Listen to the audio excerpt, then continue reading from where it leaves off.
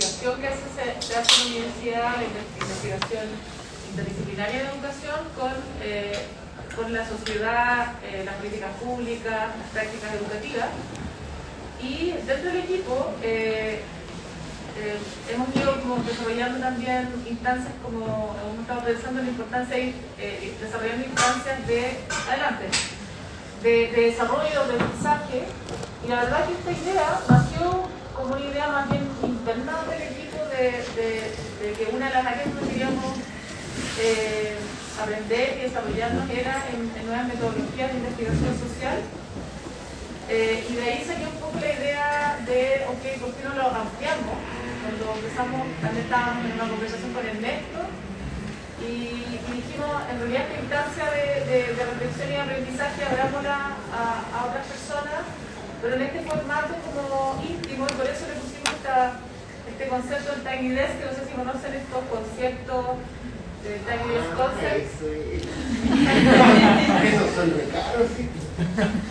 Entonces, bueno, la idea es que el creador de este que por aquí tenemos nombre, porque no, él se llama Bob Boyle, que él trabaja en TIDES y en realidad esto sale de una vez que fue un concierto, de hecho, de Laura Gibson, y parece que no se escuchaba nada, entonces fue con un colega y le tiraron la talla, sé que para escucharte te invitamos a hacer un concierto en el escritorio de Bob. Entonces parece que así nace la idea. Él tenía además un grupo que se llamaba Tiny Desk, pero básicamente la idea es tener la posibilidad de traer a personas de quienes admiramos, queremos aprender, en un formato íntimo donde de alguna manera también para las personas que trabajamos en ciertos temas, un poco esta idea de correr un poco las cosas del escritorio y sentarnos a conversar y a reflexionar un poco. Entonces esa es un poco la inspiración de este espacio. Con Ernesto hablamos que él va a explicar un poco también esto en el marco de su milenio, pero en el fondo él va a hacer tres instancias de este taller, y eso lo vamos a hacer con una frecuencia de cada 2 semanas para darle cierta continuidad, y luego de eso vamos a seguir generando esta instancia, este espacio con otras personas que queramos invitar. También abrimos las ideas también, o si tienen la idea de quiénes traer, también abrimos el espacio para eso, pero la idea es después irnos juntando una vez al mes y traer a alguien que nos ayude a aprender y a pensar sobre metodologías de investigación social. Así que, dicho eso, le doy la palabra a Ernesto. Si quieres tú mismo ahí cuentas un poco también de milenio y cómo se enmarca este problema que queremos ver. Ya, muchas gracias, Magdalena. Como hace 6 o 7 años que no había acá, ¿no? ¿En serio? ¿Sí? ¿Tanto? Sí. Wow. Entonces, es otro hito. Sí, porque trabajamos muchos años, yo trabajé muchos años en el proyecto que se llamaba CEPE, que ahora es digamos, algo que pertenece a la Facultad de Educación. Yo quería, como decía Magdalena, bueno, que para mí la motivación fue conversar un par de cosas para que podamos escribir algunos proyectos juntos, así que espero que eso nos funcione. Y yo pretendía, por lo menos, creo que van a ser 3 más o 2 más, ya no sé, de estas presentaciones, hablar un poco acerca de cómo se evalúa una política pública. Yo quisiera mostrar algunas reflexiones sobre el tema.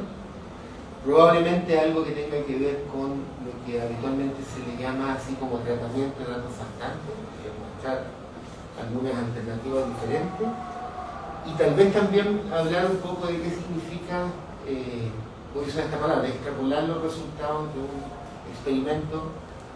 Funciona un experimento y me dice ahora vamos a hacer una política pública, porque un experimento urbi et orbi. Entonces mostrar también cuáles son los desafíos que hay que pensar cuando uno hace eso. Todo eso es bien vago y la manera de concretizarlo es con esa expresión que se llama problema de identificación. Entonces lo que yo quiero hoy día, y bueno, y la idea es ojalá poder conversar, qué sé yo, pregunten todo lo que quieran. Yo quiero primero explicar qué es un problema de identificación, que es algo, no sé, aquí tengo un ejemplo, yo lo voy a poner un ejemplo, espero que eso me resulte, espero que sea comprensible. Y la idea es que el desafío es que siempre que queremos analizar algunos datos, y en particular en ciencias sociales, que por lo menos la experiencia que de a poco vamos teniendo nosotros, digamos, siempre hay un problema de identificación subyacente. Y la idea es como llegar a chocar con él, para decir, ah, mira, que existe el problema. Y a veces es tan invisible que no bueno, creo yo, no nota. Realmente me funciona como cuando veo tele. Entonces, primero, quería como poner los tres, por decir así, motivaciones con las cuales nosotros tratamos de construir lo que le vamos a llamar, usando una jerga muy antigua en los años 50, modelamiento estructural. Hay muchas otras maneras de considerar el modelamiento, nosotros queremos aquí hablar de qué es lo que es el modelamiento estructural. Entonces, lo primero para mí es preguntar cuál es la tarea del metodólogo, y yo lo voy a responder con una cita que me gusta mucho, de Lassenfeld, el gran sociólogo, en un artículo del año 59, que me gusta mucho esa expresión que ahora yo la cito como un afónico, ¿no es cierto? Que dice: el sociólogo estudia al hombre en la sociedad y el metodólogo estudia al sociólogo cuando está trabajando. ¿Y qué interpreto yo? ¿Cómo uso esa citación? Lo que hemos tratado de hacer en el trabajo es tratar de explicitar lo que no parece tan explícito cuando uno usa, vamos a llamar así mientras tanto, algún método cuantitativo. Siempre está uno suponiendo cosas. Y vamos a llegar a un momento en el cual vamos a hablar de supuestos, pero no los supuestos como decimos los estadísticos o la gente que hace métodos cuantitativos, que uno dice, esto lo voy a testear con un test de hipótesis. Como si fuera posible, cuando un test de hipótesis sería, voy a testear si hay independencia o no, voy a testear si mi modelo ajusta o no ajusta los datos. Todo eso sería, prefiero usar la palabra hipótesis para usar los test de hipótesis. Aquí vamos a hablar de supuestos. Y los supuestos son cuestiones que no pueden ser empíricamente falsas. Y siempre, y esa es la idea de lo que quiero yo, digamos, persuadirlos de a poco, por lo menos en las presentaciones de esta y la otra, ¿no? Persuadirles que eso siempre es así. Y que en consecuencia, la primera tarea del metodólogo es, hagamos que eso surja, que salga. Y que uno diga, esto estoy suponiendo. Después lo segundo, ahí.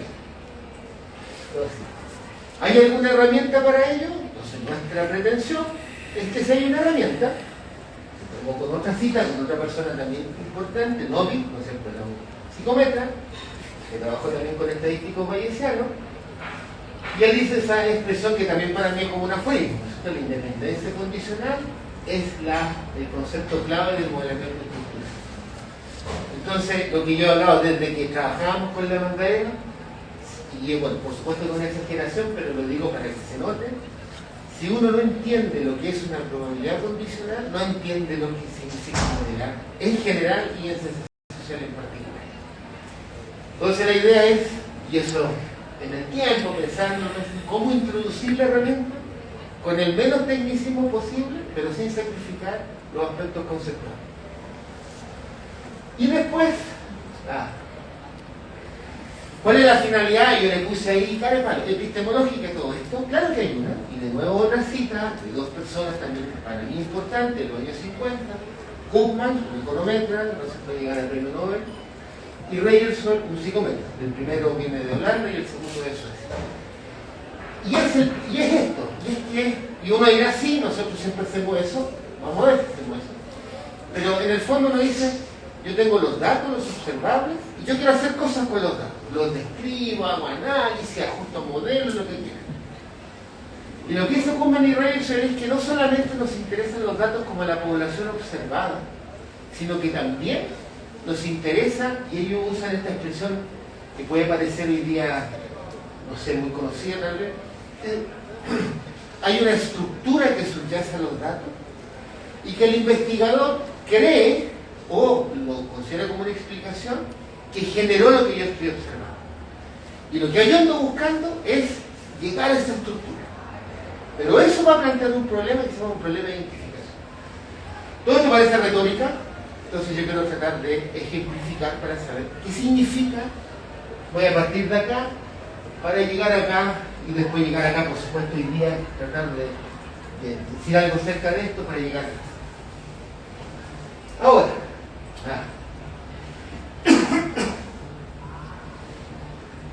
yo creo, de manera muy esquemática, que la investigación empírica o la evaluación o la evaluación de políticas públicas tiene esta lógica.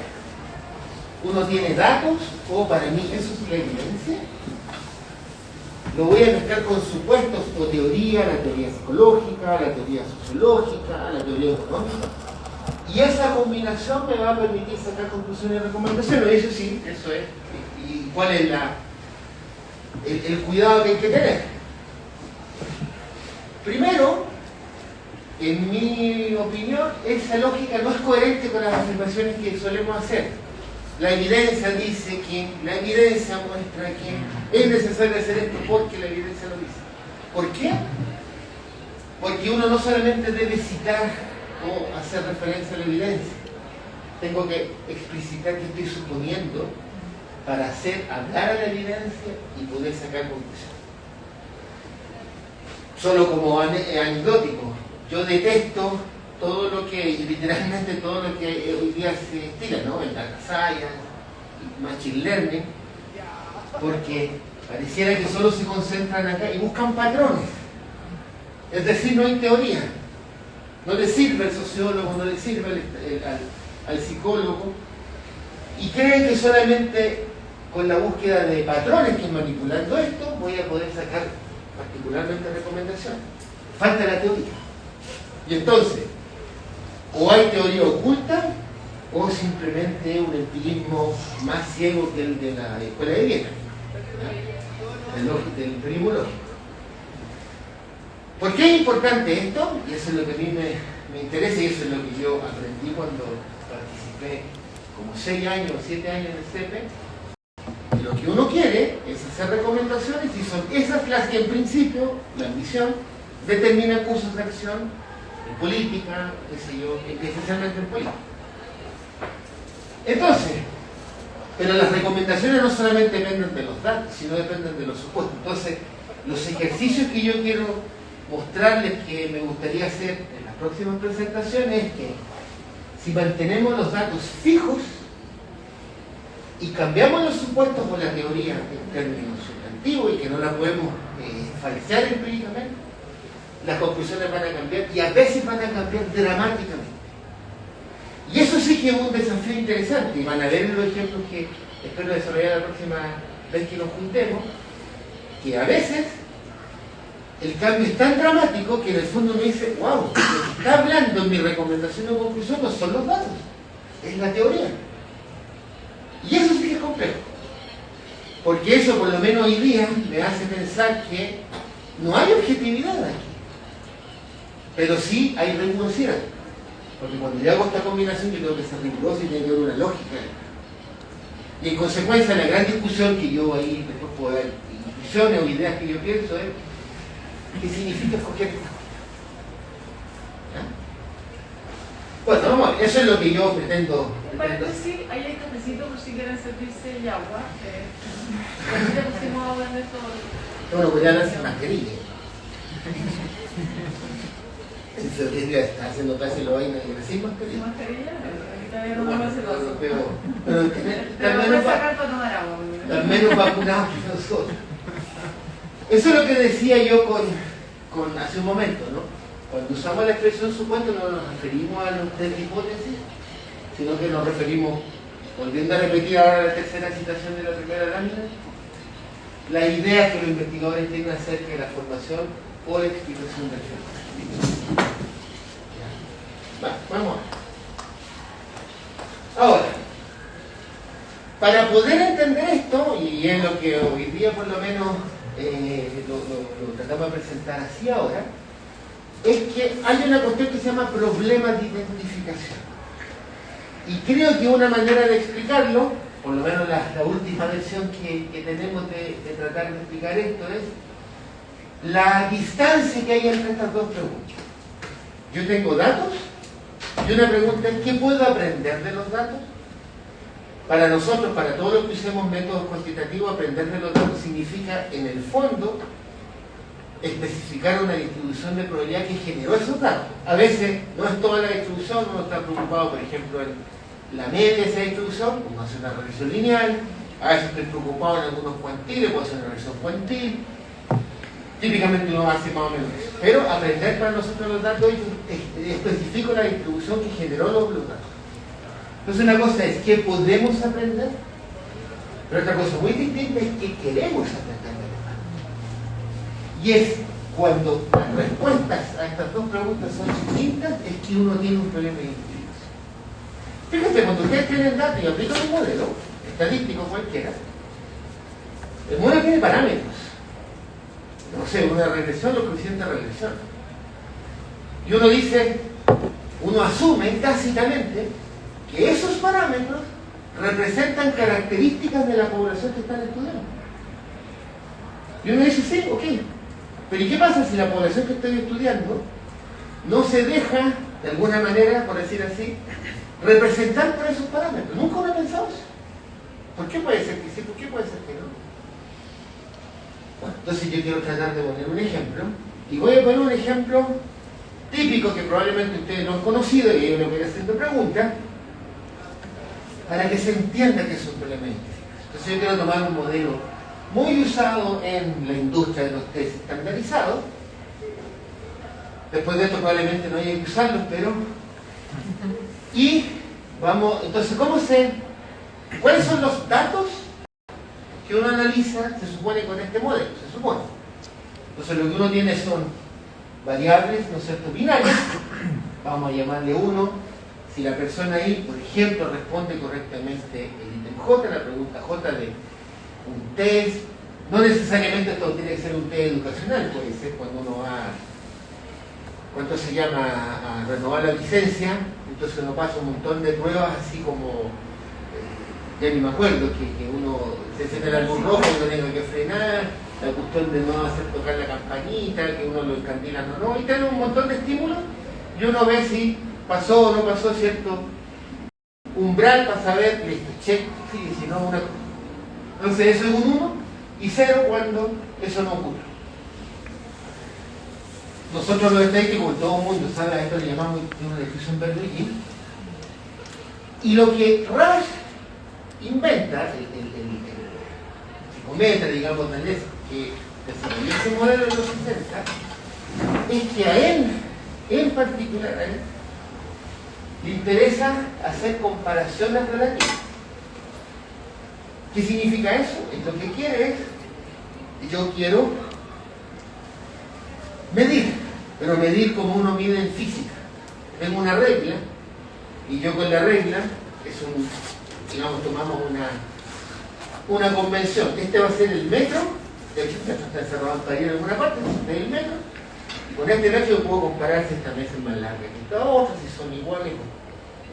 Eso es comparaciones relativas a un estándar. Eso significa un test estandarizado, de todo esto. Entonces, a él le interesa eso. ¿Ya?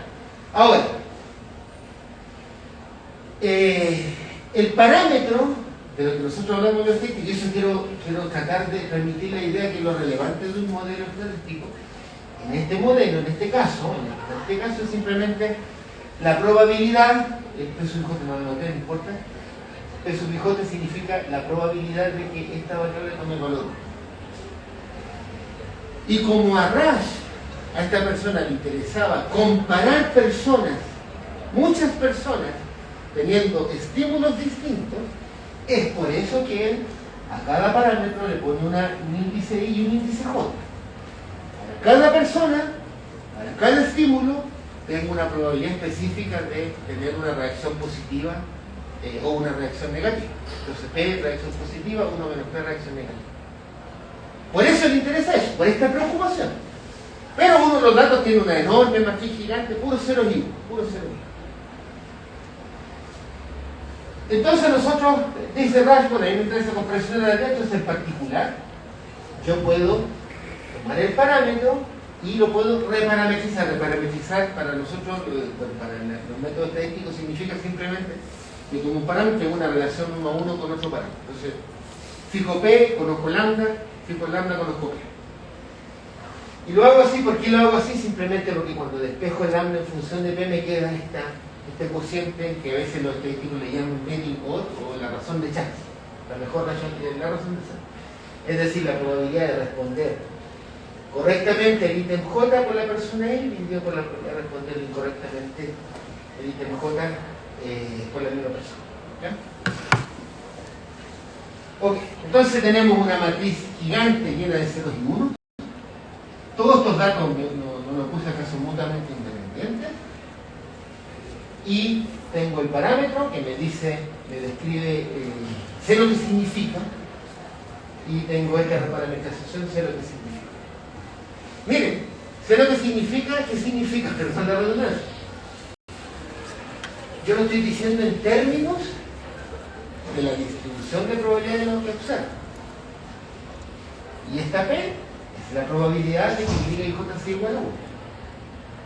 Solo sabemos lo que significa un parámetro si lo podemos escribir en función de la distribución de probabilidad que generó los datos. ¿Qué es lo que puedo aprender de estos datos? Solo acerca de P o equivalentemente acerca de lambda. No hay nada más que pueda aprender de eso. ¿Ya? Por supuesto, si ese lambda es mayor que 1, entonces la persona ahí tiene una probabilidad más grande de responder el ítem J que de responderlo negativamente, bueno, si es menor al revés, igual, todos son iguales. Nosotros usamos ese modelo en un paper, no me acuerdo si en el 2009 que publicamos, cuando se hizo el Simpson. Eso, mira, ya vamos a corregir. Y una pregunta que yo hago, ¿por qué esto se usa en educación? Que aquí no hay, o sea, salvo que yo diga nomás, que le ponga aquí un ítem de una prueba y es para estudiante, uno dice, pero ¿por qué lo usan en educación? Entonces uno dice, bueno, uno podría ser conveniente, la moda, lo que sea, pero la verdad es que la pregunta debería ser, ¿cómo debe ser usado? ¿Ya? Entonces, como decía yo, ¿no es cierto? Rash quiere comparar individuos, así que busca una regla, un estándar, regla en el sentido de un método. Pero no hay nada de eso ni en el parámetro P, ni en el parámetro lambda. No hay nada. Pero él tiene una teoría, una proposición teórica. Quiero comparar personas aplicando un instrumento. Se acabaron los datos, desde aquí en adelante se acaba todo lo empírico. No hay más empírico. No hay más empírico. ¿Qué es lo que va a hacer él? Bueno, yo quiero aprender de los datos de manera que pueda comparar personas distintas usando un estándar, usando una regla. Eso es lo que yo quiero hacer. Y aunque yo tenga infinitos ceros y unos, yo no puedo hacer eso. ¿Cómo lo hace entonces el estadístico o el que modelo? Voy a introducir nuevos parámetros. Y voy a ponerle a uno epsilon i, que es una característica, o lo voy a relacionar con la persona i, con el estímulo j, eta j, y voy a carepalo, voy a generar así, voy a definir lambda y j como este cociente. ¿Por qué hago esto? Uno, yo quiero aprender de hacer diferencias, comparar personas. Así que necesito algo en el modelo que represente a las personas, que no está en los datos, que no está en la especificación original del modelo. Bernoulli, parámetros P y J y todos son mutuamente independientes, eso no está ahí. Entonces voy a inventar y introducir un parámetro epsilon i. Segundo, yo quiero comparar a las personas a través de distintos estímulos, así que necesito explicitar alguna característica del estímulo. Listo, voy a introducir un parámetro, le llamo eta j. Y como me interesan las comparaciones relativas, es más probable hacer esto que esto otro, o es menos probable ser esto que esto otro, entonces voy a tomar esa es el lambda que me hace esa comparación relativa y voy a hacer igual a este cociente. ¿Y dónde está el problema? Que ni epsilon ni eta los puedo escribir solos, aislados, el epsilon y el eta, como función de lambda. Entonces yo puedo aprender de los datos, calcule todas las proporciones que quiera, sumando el número de unos que tiene una persona o sumando el número de unos que tiene un estímulo, ¿oíste? Eso jamás le va a permitir saber qué significa epsilon, qué significa eso. Pero yo quiero aprender de epsilon y de eta j porque quiero comparar epsilons por medio de etas. Esta es mi teoría. Ahí tengo un problema de identificación. Yo puse esto, es pura teoría, no tiene nada que ver con los datos. Y yo impongo esta teoría sobre mí. ¿Y en qué se manifiesta el problema de identificación? No sabemos, no sé qué significa epsilon. No sé qué significa eta. No sé qué significa. Lo único que sé es qué significa lambda, el cociente de probabilidad. Pero qué significa epsilon solo y eta j, solo no lo sé. Y en particular no lo sé porque, bueno, eso ya lo he dicho, porque ustedes pueden, como inmediato, no sé, yo puedo tomar estos cocientes que son lambda y por ejemplo los podríamos amplificar con una constante arriba y abajo y le llamo al C por epsilon y prima y al otro le llamo epsilon j prima y sigo teniendo las mismas constantes, hay el mismo cociente. Un medio igual a 10 20a igual a 100 dividido por 200. Entonces la cantidad de epsilon, ¿cuál es? 1, 10 o 100. La cantidad de eta es 2, 20, 200. Es un problema de identificación. Puedo tener pares epsilon y eta distintos a los con prima, hago los cocientes y tengo los mismos. Entonces tengo una ambigüedad, ¿eh? Eso es, técnicamente así se define un problema de identificación. Uno hace un poco de álgebra y tienen esto. ¿Cuál es la gracia de esto? Lo que tienen a la izquierda está en el índice I, a la derecha el índice J y son iguales. Necesariamente esta cuestión tiene que ser constante. No puede ser de otra manera. Eso no tiene un problema de identificación. Así, esa es la manera matemática de decir hay un problema de identificación, pero en términos para mí más bien como epistemológico, yo no tengo idea qué mierda le significa epsilon y eta. No puedo compatibilizar mi teoría con los datos. Y eso es un elemento estructural. ¿Cómo combino teoría con datos? Y eso lo puede decir cualquiera, pero lo que hay que explicitar es, cuando quiero hacer eso, me voy a encontrar siempre con un problema. ¿Cómo lo resuelvo? Bueno, lo resuelvo así. En este caso, voy a coger un ítem, cualquiera, el 1, y le voy a poner un 1. Voy a fijar una unidad. Y cuando hago eso, escribir en términos algebraicos, miren lo que pasa con epsilon i. Tiene igual esta proporción. Ahí me saco un paréntesis. O sea, ¿qué significa epsilon i? Cuando fijé una unidad, el estándar significa el cociente de que cada persona responde correctamente al ítem 1 dividido por la probabilidad de responder incorrectamente. ¿Cuál es la característica de la persona? El cociente de responder correctamente al ítem estándar, llamémoslo el 1, dividido por la probabilidad de responder incorrectamente. Y en particular, entonces, puedo hacer álgebra y comparo la persona I con la persona I prima. Cuando la persona I tiene su epsilon más grande que epsilon prima, uno hace álgebra. Cuando la probabilidad de la persona I de responder correctamente el ítem estándar es más grande que la probabilidad de la persona I prima de responder correctamente. Y una cosa que me sorprende, ahí no hay psicología, no hay educación ni nada. Porque la teoría que Rasch usa para hacer este modelo fue hacer comparación.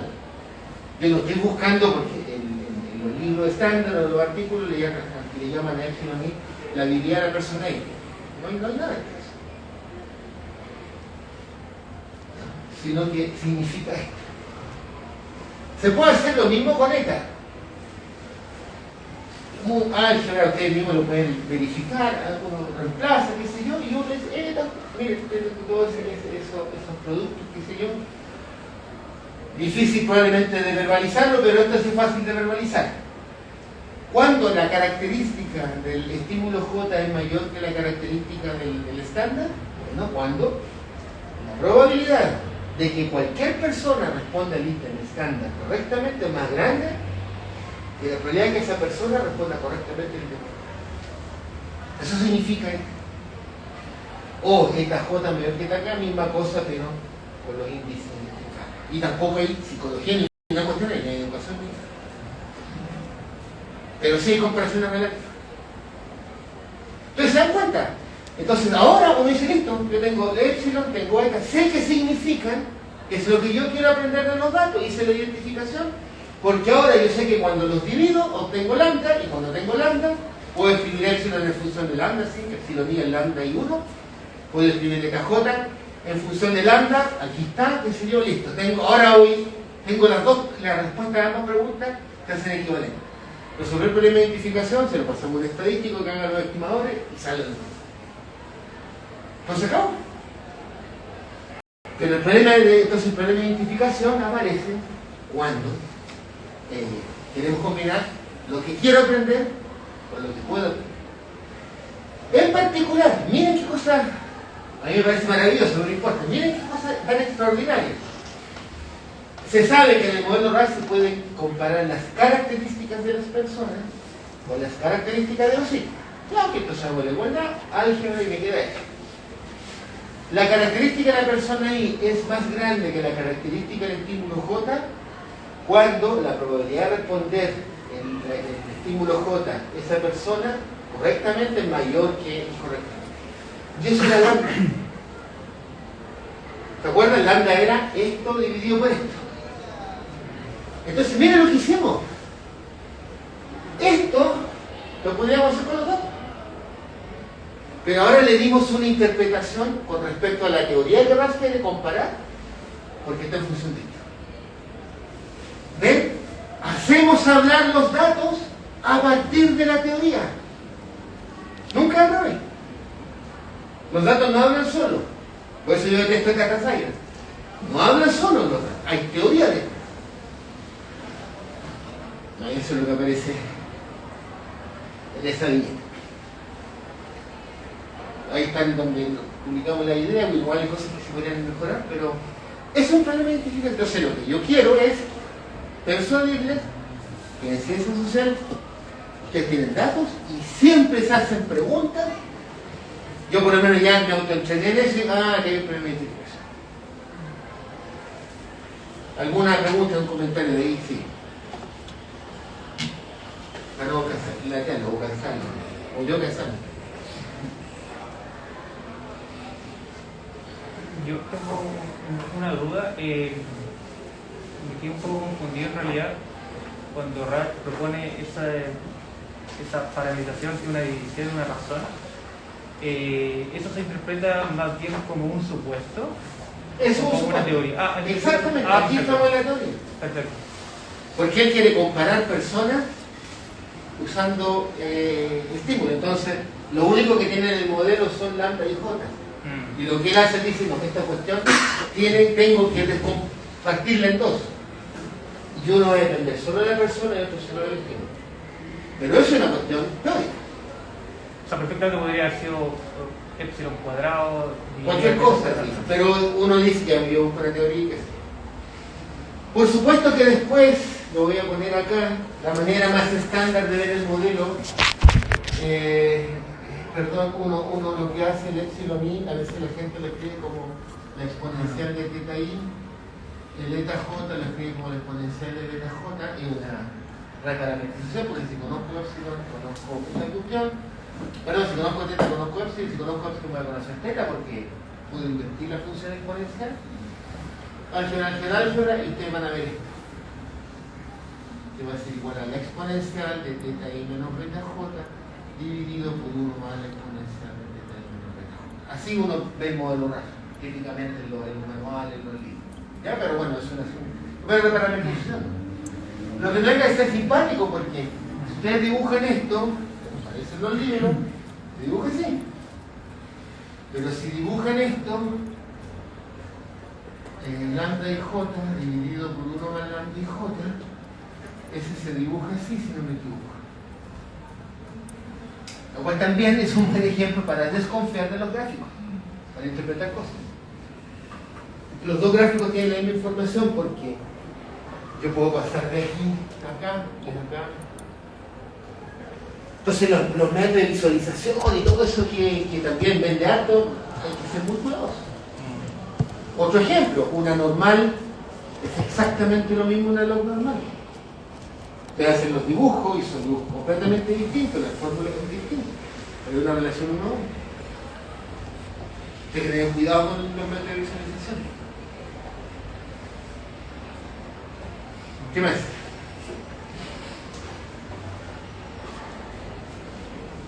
¿Puedo preguntar otra cosa? Todo lo que pregunto.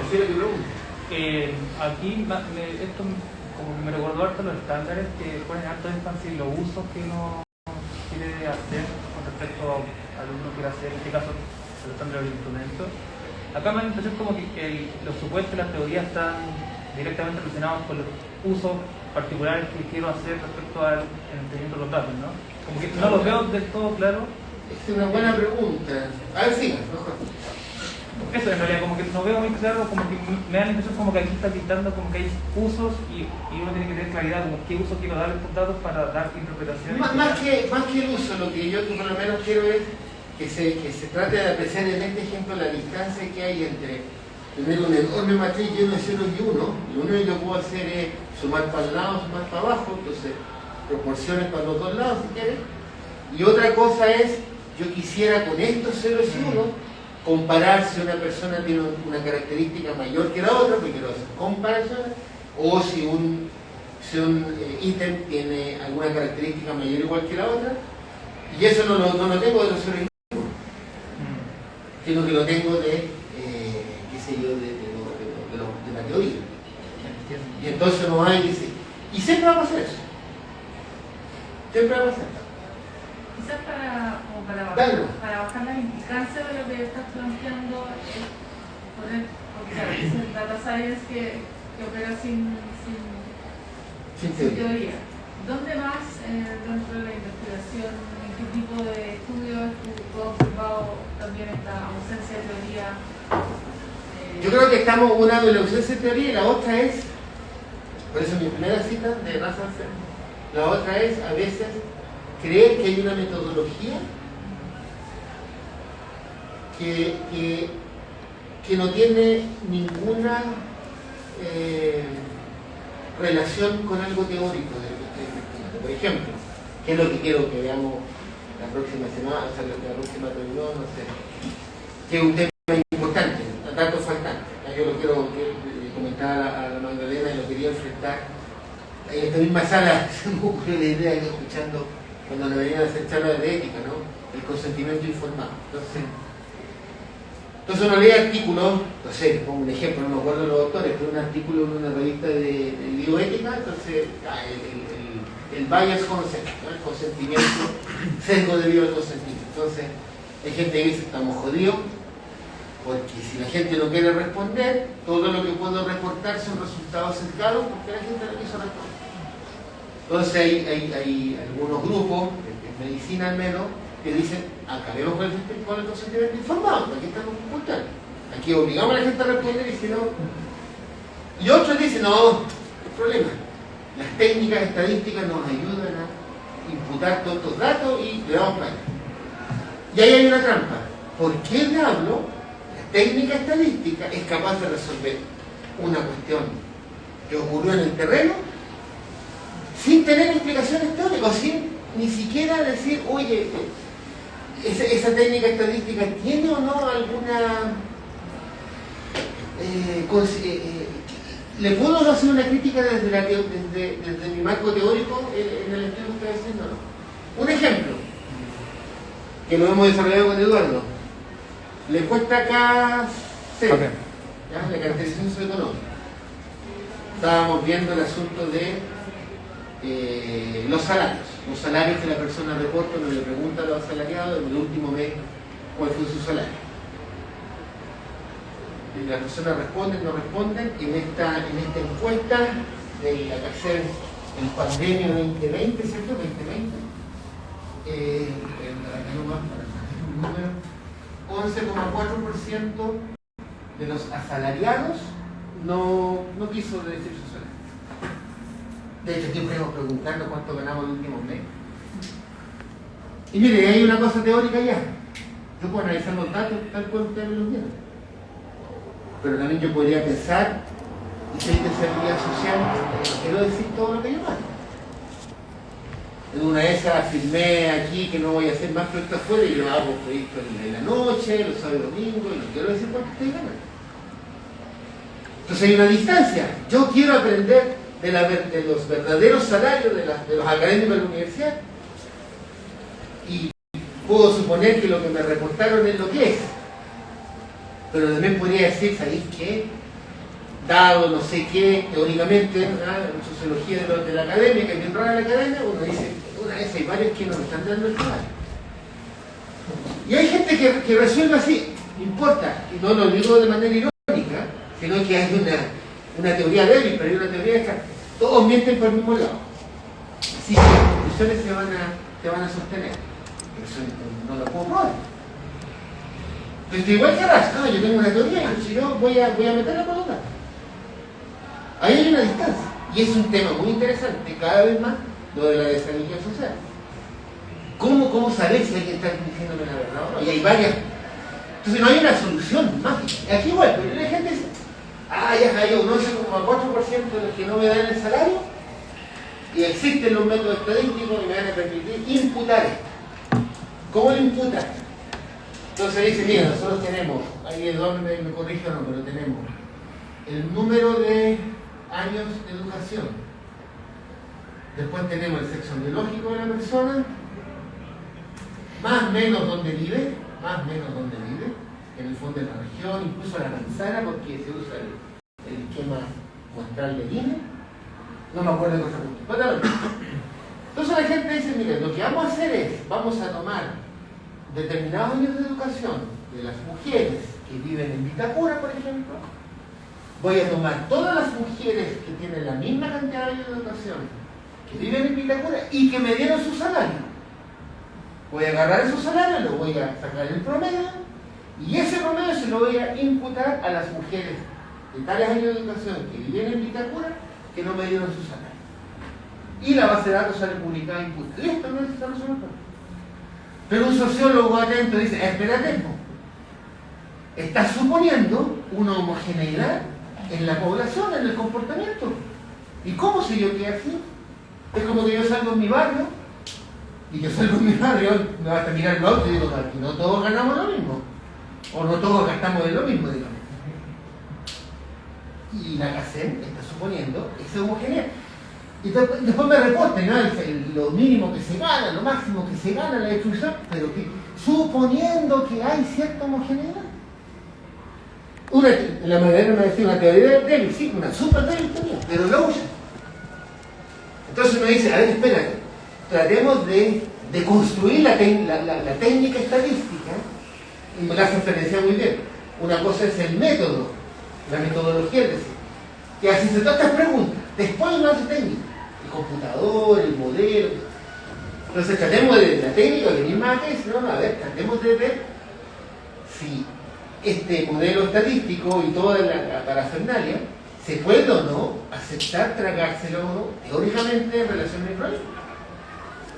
Y lamentablemente, eso sí que yo me he dado cuenta, tenemos mucha investigación empírica que simplemente no se preocupa de esa distancia y le echan. Perdón la expresión, pero le echan. Entonces después, en lugar de ser o sea, yo lo que diría es la limitación del estudio es no haberse puesto a discutir con el metodólogo las implicancias teóricas de los supuestos.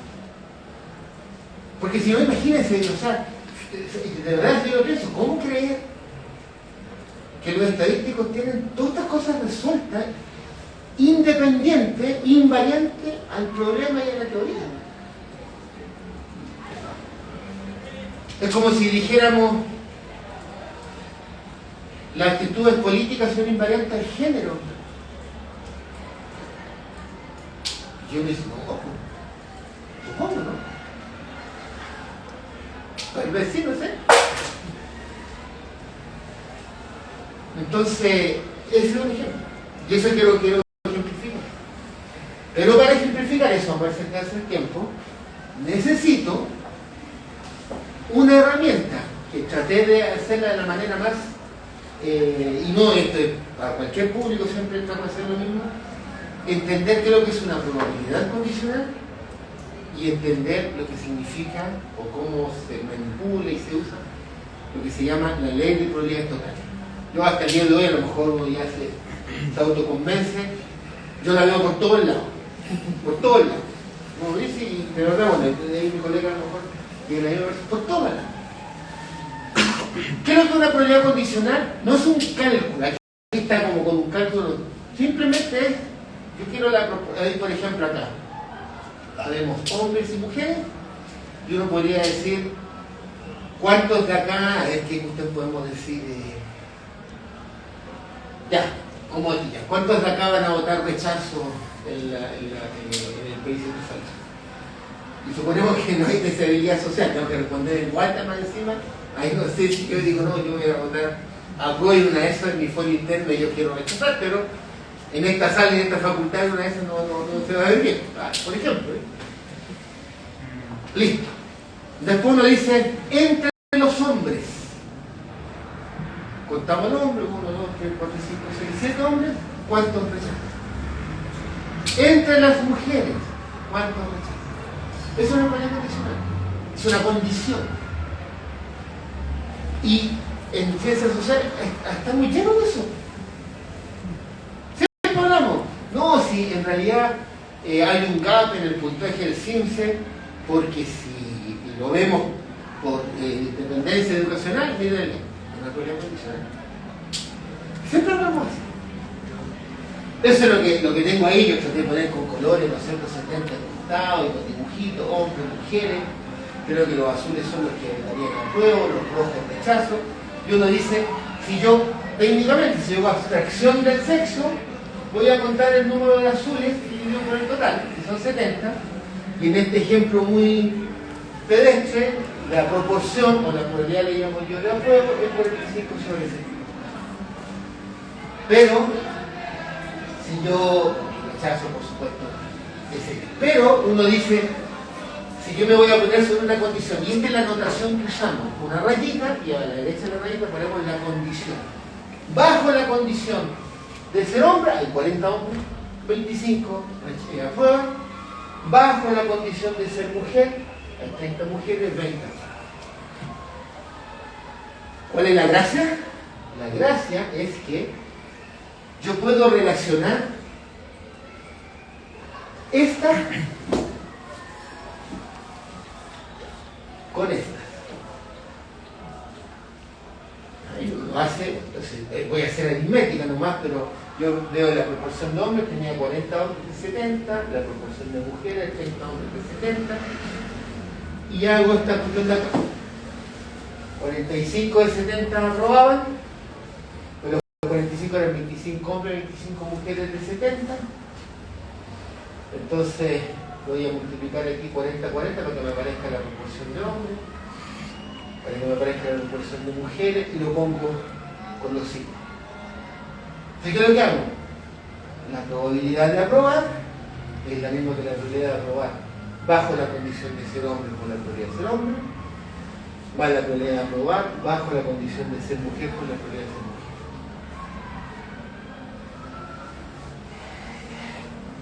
¿Te das cuenta? Yo podría hacer lo mismo con otra condición. En vez de usar el sexo, podría usar el nivel educacional. Entonces voy a tener la probabilidad de aprobar dado nivel 1 por la proporción de nivel 1 más la probabilidad de aprobar nivel 2, etc. Podría usar si salen a correr en la mañana o no.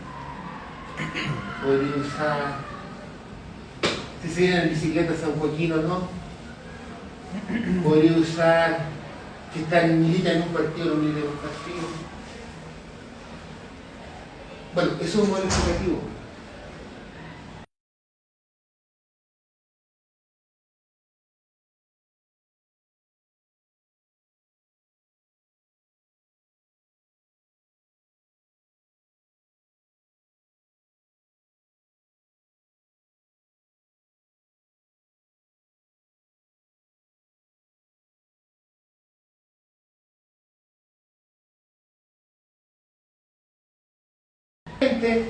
Uno pone los predictores, eso están condicionando a una posible de infinitas.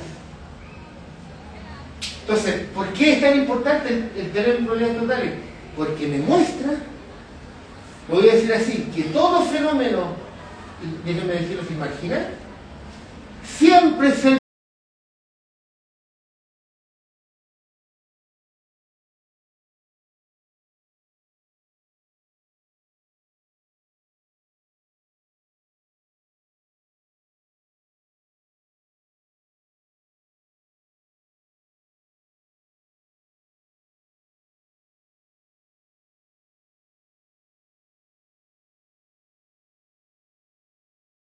producto, miren, porque yo lo que hice aquí fue un promedio ponderado, como dice Eduardo, ¿no? Siempre es el producto de marginalizar algo. Y ese algo puede ser miles de condiciones distintas. Por eso los estadísticos no, por eso lo voy a decir así, los criterios estadísticos para saber qué modelo ajusta mejor, no, en realidad casi no sirve para nada, sino que sirve que la Magdalena me diga: yo tengo aquí un fenómeno, yo tengo una teoría que te da condiciones, y esas condiciones me va a hacer escribir esta descomposición, y en particular me voy a preocupar, casi rayo acá, de esto que sería hacer, por ejemplo, una regresión. Por eso también desde esta data science, porque la data science llega con el patrón donde ella. En lugar de decirle, dame la teoría, dime a qué condiciono. Porque puedo condicionar infinitas cosas. Incluso a las que no se observan. Esos son todos los modelos comparables de la teoría. Y en particular cuando tenemos datos fantásticos. Esa es la relevancia de tener problemas. Y lo vamos a usar a cada rato. Usted me iba a preguntar. Sí, en realidad no veo muy claro, o sea, entiendo cómo la teoría permite sustentar una aproximación, según entiendo, probabilística condicionada o bayesiana, para poder explicar las relaciones, digamos, con la población marginal. Pero no veo, como que veo que eso igual es un supuesto, asumir que, digamos, claro, la teoría permite poder explicar que puedo descomponer esas probabilidades. O sea, la teoría me dice con respecto a qué descompongo, porque puede ser que yo descomponga esto con respecto a si me meto en bicicleta o no. Pero yo voy a un cientista político, un sociólogo, que no ve la proporción de los que aprueban esta facultad. En una de esas ellos han observado, han hecho una teoría, y en realidad lo que hicieron en bicicleta no puede que tenga algo que ver. Entonces, ¿qué es lo que va a hacer uno? Uno dice, mira, a ver, yo voy a tener el fenómeno observado, así que tengo su distribución de pareja, me escribe así nomás, y viene la Magdalena y me dice, mira, tenés que considerar si se viene en bicicleta o no, si militan o no, en qué gobierno les ha tocado ser expertos o no en el Mineduc, por ejemplo, en la agencia, o en el MinSal. Ya pongamos eso. ¿Y qué es lo que uno dice? Ah, es una regresión. En realidad uno lo que está haciendo es decir, mira, yo voy a agarrar la distribución, esta distribución condicional, que es enorme de grande, porque me vengo en bicicleta o no, milito o no, supongamos, no sé, milito en partidos y movimientos sociales, por decir algo, 10 posibles. ¿En qué gobierno he ido de ser experto o no? No sé, los últimos 10 o 15 años, listo, no sé, porque han habido 3 o 4 gobiernos. Entonces, yo lo veo y digo, chuta, tengo ¿cuántas probabilidades condicionales? 4 por 10 por 2, 80 probabilidades condicionales. No puedo hacer el dibujito y la perla. Por eso hacemos regresión. El que más, mejor veamos la media de esta distribución. Es una regresión. Pero, ¿cómo escogí estas? Y eso sí, una crítica que yo siempre le he hecho a mis colegas. Esto no es mirar los papers. No, si todos los papers de ciencias políticas ponen tales paredes y nosotros no vamos a poner. ¿Cuántas veces, cuando hacían investigación en educación, todos los papers ponen la madre, la educación de la madre, sí que tenemos que poner la educación de la madre? Y yo le decía a la gente acá en la agencia, pero hay una teoría para estos contornos, no voy a poner nomás. Y entonces se dan vuelta, pero mira, ¿cómo decir? El flaco favor. Entonces son los teóricos, los cientistas los que le esperan al estadístico, que si tengo 10 o 15 estas variables, les diga cuáles son significativas. Y yo les digo, no, si no quiero hacer eso, yo quiero que ustedes me expliquen una teoría y tengan su teoría de acción, bla, bla, bla, y después yo voy a hacer el modelo. Y van a salir los estimadores, y ustedes van a aplicar los estimadores y toda la cuestión con respecto al modelo. Ahora, hay una pregunta ahí, ¿de dónde sale la teoría de la acción? O la teoría de...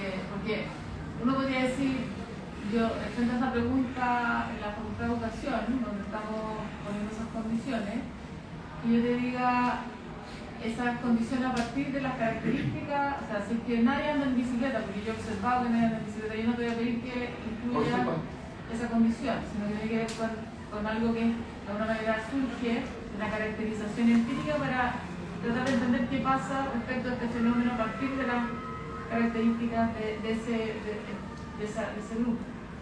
Entonces, ahí hay, o sea, la teoría, o sea, igual es una teoría, porque yo digo, es una teoría que surge a partir de características observables. Sí, claro. Entonces, ahí, cuando tú hablas de teoría, da lo mismo donde proviene, o sea, ¿hay alguna teoría más válida que otra? No sé, yo lo único que diría probablemente es que usamos la teoría, usamos estas técnicas y en una de esas vamos a ver qué tan robusta es tu teoría con respecto a cómo estimamos esta cuestión o no. Pues te das cuenta que es distinto a metamos todas las variables que se nos ocurra, toda la revisión de la literatura y seleccionamos algunas. Aquí al revés.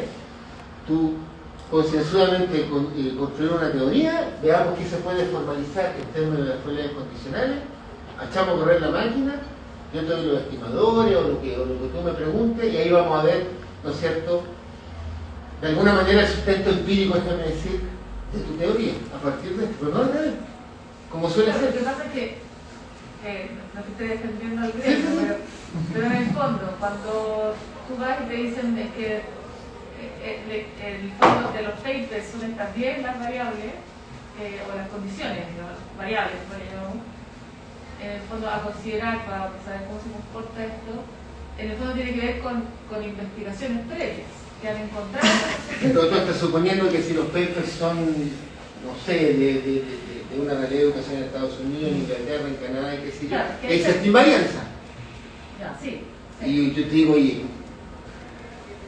sí, claro, por ejemplo, yo recuerdo un ejemplo de alguien que había hecho eso. Estaban estudiando el asunto del típico desde que a partir de la estadística probablemente, entonces se estudia si esto de fumar o no tiene factor de riesgo o no sobre el cáncer. Entonces este era un grupo de un geógrafo, un estadístico y otra persona que era mucho filosofía y la ciencia y que se dedicaron. Entonces ellos veían datos y veían información médica, epidemiológica en Europa del Este y se daban cuenta que en Europa del Este la gente que fumaba estaba muy relacionada con gente que son obreros y que están expuestos a la asbesto, cosa que no ocurría en Europa occidental. Entonces hacen un modelo estructural estas cuestiones, pero que vale allí no vale en otro lado. Claro, pero tu teoría puede ser también de que se va a dar lo mismo que se da en otro lado, ¿no? Ah, podría ser, claro, pero eso es yo diría de buena primera, exigiría hartos años de trabajo para que podamos hacerlo. No es nomás tomar los datos y qué sé yo, sino que realmente eso sí. Algo que no fui, que yo lo digo bien de lejos porque no conozco, cuando estaban haciendo predicciones del COVID, dale revise lo que hacía la gente de Chile y el mundo de acá, revisemos todos los papers en todo el mundo de la reserva, ¿no? la cuestión de la velocidad de transmisión. Y hacía estos modelos complicados que hizo el estamos sacando una reserva promedio, una cuestión ahí, lo enchufaba. Y yo le preguntaba a mi colega de Pedro, y no hay una, ¿cómo se determina en la práctica? Y había un par de artículos que yo alcancé a mirar, donde había gente que encerró a algunos pacientes y vio la velocidad de propagación, y eso eran los reservas que metían en sus modelos. Entonces, y sé que hubo artículos contra los trabajos de, ¿cómo se llaman los de Inglaterra? Que usaba la Chile para hacer las famosas cuarentenas dinámicas, que había un epidemiólogo contrario que decía esta cuestión vale nada porque el R0 hay que hacerlo experimentalmente, no es, comillas, hacer como una suerte de revisión de la literatura y enchufo nomás en el modelo. Claro. Entonces, aquí la preeminencia la tienen ustedes, no los estoy. Oye, a ver, son las 2 de la tarde, Sí. está muy entretenido. Está bien, está bien. Entonces, no sé si... Sí, cerramos, sí. Entonces, por eso, nosotros habíamos inicialmente habíamos pensado hacer esto una vez al mes, pero dado esto, que yo quedé motivada y en el fondo la idea es no... por darle un poco de continuidad, la idea es juntarnos. Le vamos a mandar una invitación también a todos los que se inscribieron para 2 semanas más en este mismo horario. La idea